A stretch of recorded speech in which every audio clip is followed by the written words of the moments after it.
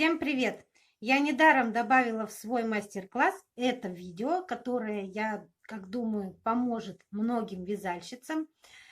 Так как мы люди творческие и часто очень увлекаемся своими процессами, мы забываем о себе. Забываем встать, размяться, походить, что-то переключиться на какие-то другие дела. Я это прошла также на себе и думаю, вы точно так же и делаете. Просто с утра как встали и пошли вязать. Да, бывает такое, не спорю. Но я рекомендую делать небольшие такие перерывы на зарядку. В основном у нас что? Затекает шея и начинают болеть руки. И вот я предлагаю вам сначала размять свои руки перед началом вязания. Нужно их сначала напрягать. Да, вот такие простые движения делаем. Пальцы сжимаем друг с другом у ладони, да. Стараемся соединить полностью, но при этом локти не опускать, да, вот так. И кисти должны быть все время в напряжении, чтобы потом они у нас расслабились. Вот. Поделать какие-то вот такие движения на выворачивание. И вообще всячески размять сначала руки, прежде чем мы приступаем к вязанию. В замочек.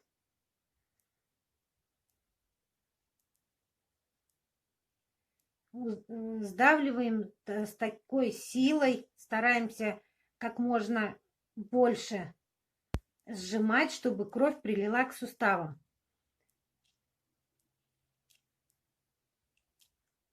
Зарядка такая для рук. И встряхнуть. Также самомассаж рук, да, разминаем, как будто надеваем перчатки.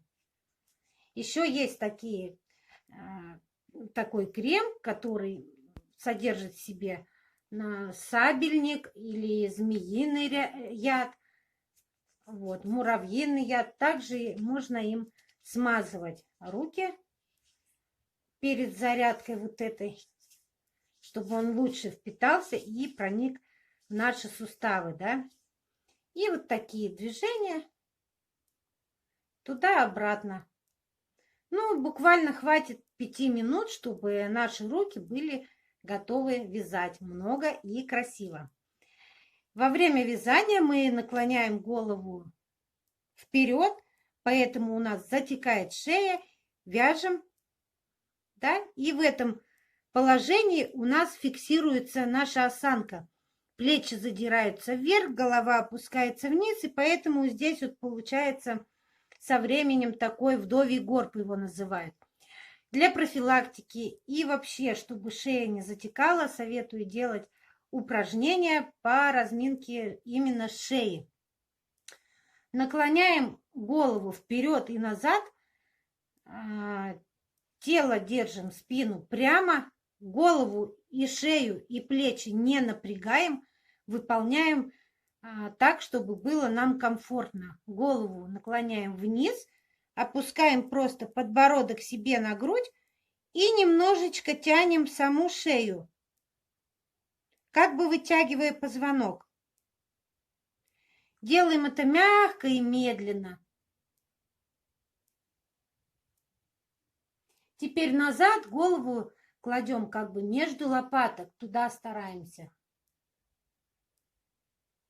А подбородком тянем вверх. Кстати, эти упражнения еще помогут нашей шее быть молодой и красивой, и стройной. Вперед, мягко-мягко. При этом тело сюда не наклоняем вперед, только голову. Спина у нас зафиксированная.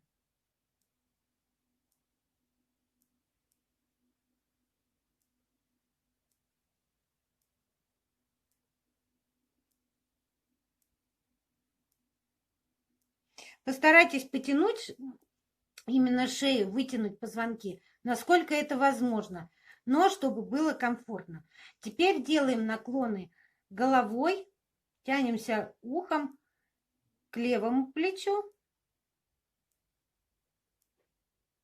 Потихоньку поднимаем и тянемся к правому плечу. Все эти упражнения нужно делать медленно, без усилия, чтобы себе не навредить. Тянемся ухом к плечу. Плечо не поднимаем. Это и тем более то, к которому тянемся. И у нас остается свободный ход, когда мы выбрали, вот шею наклонили, и у нас еще остается маленечко желание такое, ее дальше продвинуть. Продвиньте, нагните чуть-чуть дальше. Вот так, остановилась у вас шея в свободном доступе, чуть-чуть еще наклоните. И эту сторону. Остановилась вот так голова у вас, еще наклоните чуть-чуть. 10 раз в одну, 10 раз в другую сторону будет вполне достаточно. Вы можете почувствовать, как позвонки хрустят в шее, да, и где-то здесь может хрустеть, но со временем это пройдет. А у кого нету, может и не начаться, если будете делать такие упражнения для профилактики.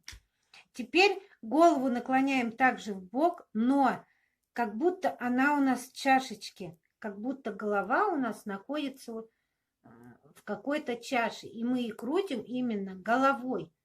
Почувствуйте, как она у вас вращается на позвонке, вот на этом ложе, на котором находится, да?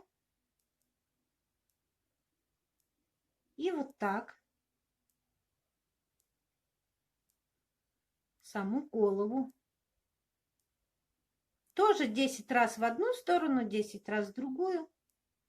Теперь делать будем повороты в бок, ровно в бок, чтобы подбородок у нас не задирался или не опускался, а шел ровненько к плечу. Поворачиваем к плечу и немного еще нажимаем. Расслабили.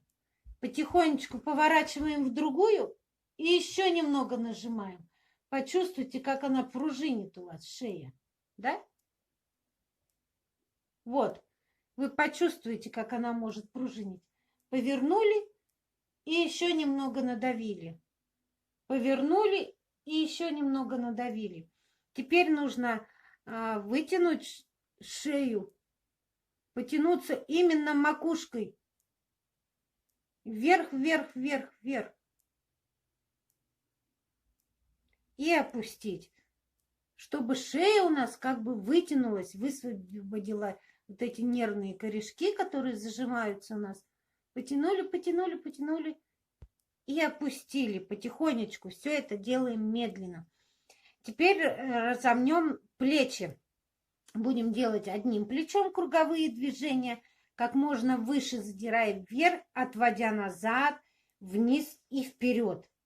Рука свободная, можно немного помочь локтем, чтобы вот так она хорошо-хорошо. Это тоже приливает кровь у нас к позвонку, к шее, к горбушке и в самом суставе разрабатывается. И вы почувствуете, как такое расходится тепло и становится так приятно, хорошо, расслабляюще. Тоже без резких движений, насколько можете, вот такие поделайте круговые движения.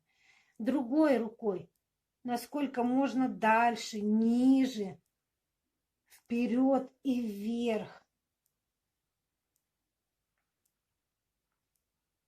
Вот так вот. Тоже не напрягайте ни спину, ни вот это вот место все, ни сзади, чтобы у вас только ходила рука. Также несколько круговых таких движений. И теперь обоими плечами вверх, назад, прям лопаточки соединились. Опускаем в этом положении вниз и вперед. Вот так. Здесь, чтобы клетка грудная сжалась, вверх. Маленечко встряхнулись. И в другую сторону теперь.